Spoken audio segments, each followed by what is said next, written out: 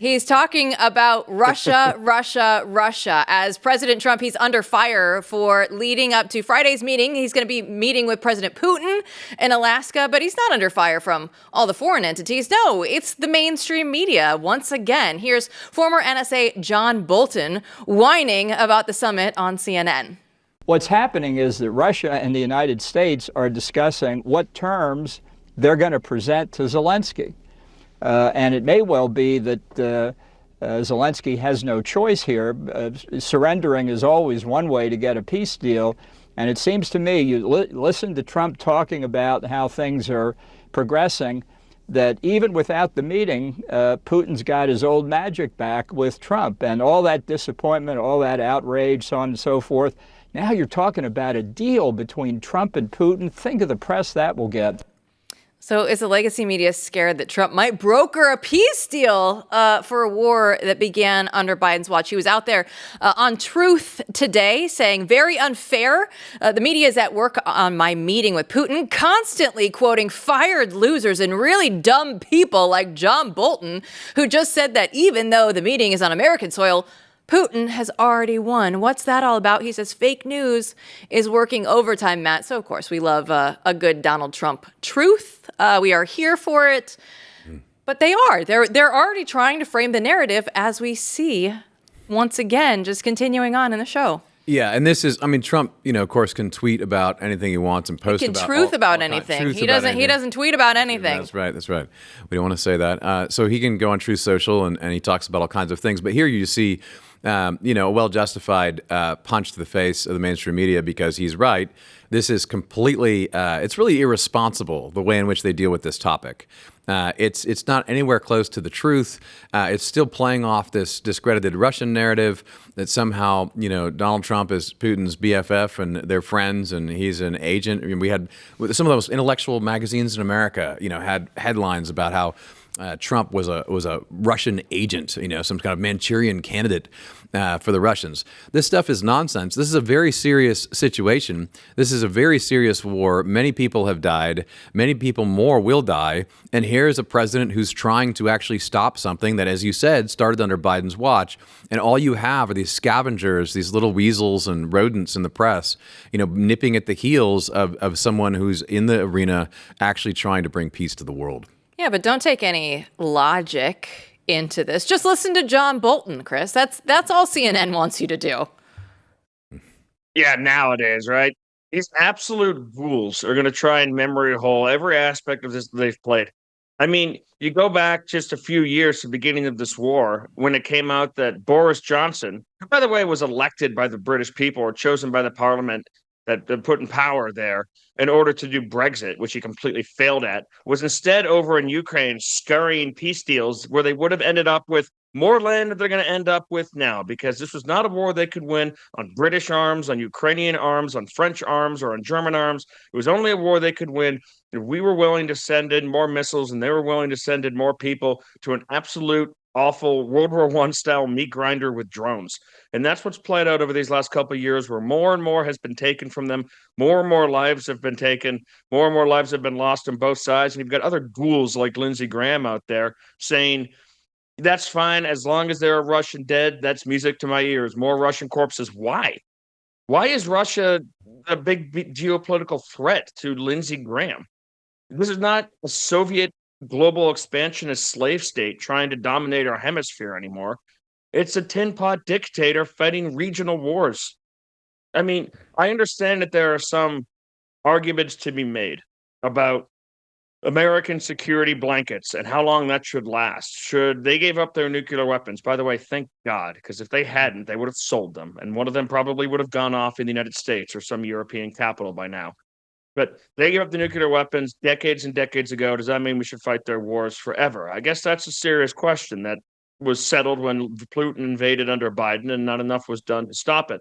But now that we're here, we're just supposed to believe that Russia is this under the bed, that it's under the covers, that it's infiltrating the unions, it's infiltrating the civil rights, it's toppling our elections. It's the kind of things that the Soviet Union actually did, but it's not the kind of things now. So they just go on and on. Russia, Russia, Russia, Putin, Putin, Putin. Do you think that No offense to her, but do you think that Caitlin Collins can explain how Russia is actually a serious threat to the American people or the American heartland? Or do they just skip past that sort of subject and just say, Putler bad, Trump, Hitler bad, bad, repeat, without ever even having to explain the basic genesis of what this has to do with American security? They skip over that because they don't know it. They can't explain it. And to them, it's just more foolish war. No, and as you're sitting here going through this, when you say everything about the nukes, right? On this show, last month, we were talking about Donald Trump and the ceasefire that he got to go through and get between India and Pakistan. We saw last week he had a deal with Armenia and Azerbaijan, and Glenn Beck was even tweeting about it out there. Like, he's actually getting deals done. The Abraham Accords, right? Donald Trump has done things that no other president has been able to come before him and do. And we're sitting here like talking about, oh, the meeting hasn't even happened yet. But you better make sure that, no, he's not going to be able to get anything done this time. Matt, it's so BS that the media is trying to play this out this way already. Yeah, it's interesting because the whole goal is to frame this as a failure before it begins. The whole goal here is to discredit and remind everyone of the old Russia collusion crap and try to say, like, he's in the pocket of Putin. And then also to say, to discredit Trump and to say that Trump is not effective. He doesn't know what he's doing, when in fact, he's racking up these wins and his expressed goal. I mean, I just appreciate a president saying my goal is actually peace. And that's what I'm trying to bring to the world. And then he goes out and does it and negotiates these ceasefires and these treaties. And somehow, he's the bad guy. Obama's the one who wins the Nobel Peace Prize. We're still not sure what for. And, Trump's out there. For again? No one knows. I mean, no one knows. It's a mystery. Obama somehow, his mere presence brought peace to the world. And these are all the people who are warmongering, and they want the United States to be more and more involved in war. So, as Chris said, no one can explain what exactly our interest is here. And here you have a very serious situation where you have two sides that really are, stuck in the mud, fighting each other.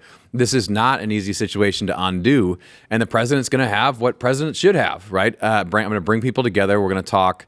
And then the media, I think, is just discrediting themselves. At this point, this narrative doesn't work anymore. It doesn't work anymore, even just if you look at Trump this term alone, because you see someone who's very serious and committed to the peace process.